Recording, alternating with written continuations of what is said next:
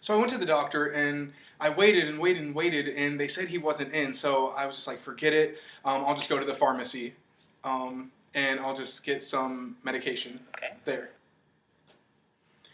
Um, but I don't. I know about my sister. She has like a bone, something spread to her bones, in her back, and her kidney, and her colon. Or she had something that spread there. So in about 5 years. So she has to take medicine, a lot of medicines.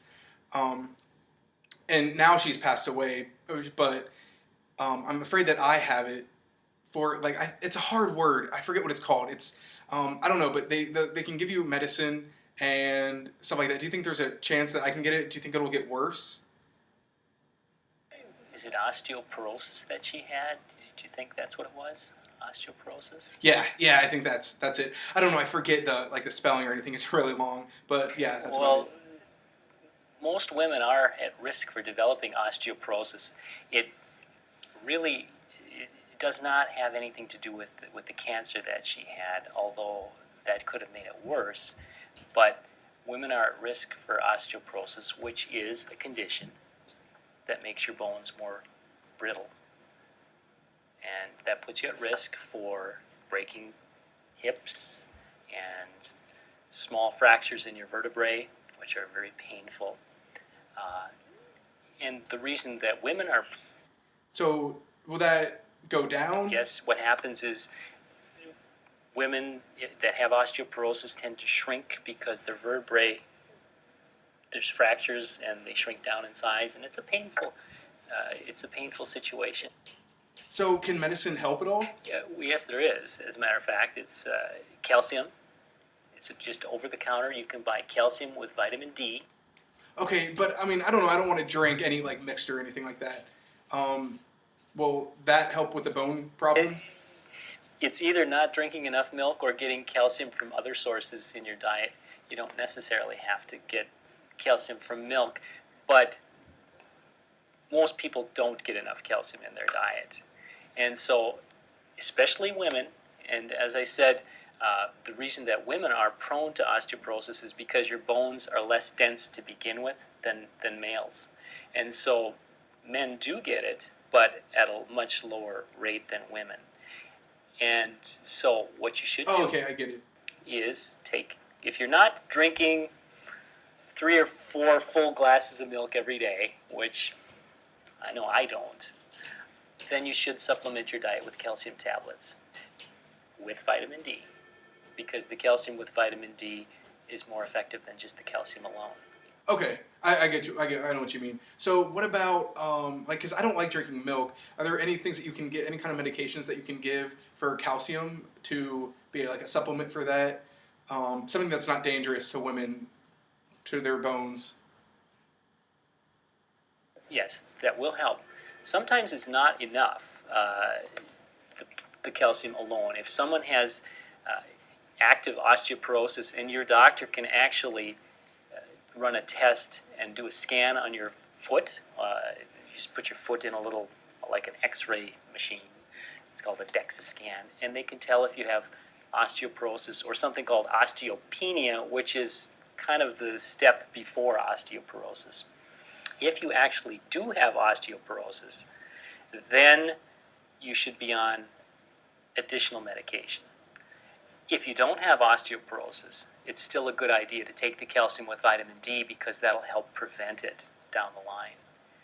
So what I usually recommend to all my patients who are women that are not drinking a lot of dairy or getting a lot of calcium in their diet, even when they're young, is to take calcium with vitamin D every day. Because even if you do not have osteoporosis, you are at risk of it simply because you're a woman.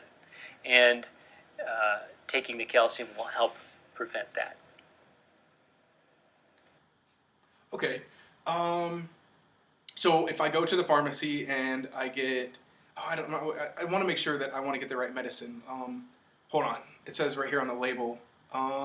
Okay, well, if the pharmacist told me, they told me that that's for, this, that, and that, and so I understood, but I want to get like a new medication. Oh, for I forget calcium? the label. What is it? For the calcium? It's like a new medication. I can't read it. It's a huge word. Can you like right here?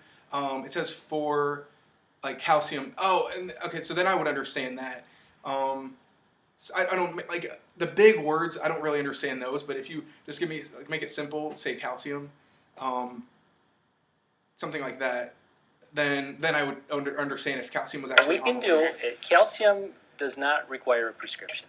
I can just sell you a bottle of calcium, but I could actually write on the bottle that it is for strong bones or whatever would help you remember why you were taking it. Now, do you drink milk at all? Or eat a lot of cheese? Oh yeah. Oh, I love milk. I heard a lot about bone, like people with a lot of bone trouble, but I am never worried about that. Like Three or I'm four never gonna get in glasses of trouble milk a day? with bone condition. In the morning, at noon, at night, when I go to bed, yeah, at night, like 4 times a day, four or five. Then you may not need to take extra calcium. You may be just fine. I mean, maybe I should like drink less or something. I don't know. Maybe I should drink more water. Because maybe I should drink water more than milk. Why is that? Like, it's important to have more water than milk, right? So, like, if body, I mean, water can keep your body clean, correct? Is that right? What do you think? I think that you should drink enough water so that you're not thirsty. I don't think you have to go overboard with drinking a lot of water. But I think if you're concerned about osteoporosis, you should, when you see your doctor the next time, ask your doctor, and they could do a screening on you and tell you if you actually do have it or you don't have it. Okay, so what do you think? Sure. Do you think I should do that? Okay, I don't want to like I don't know if like there's like a special like a throat problem.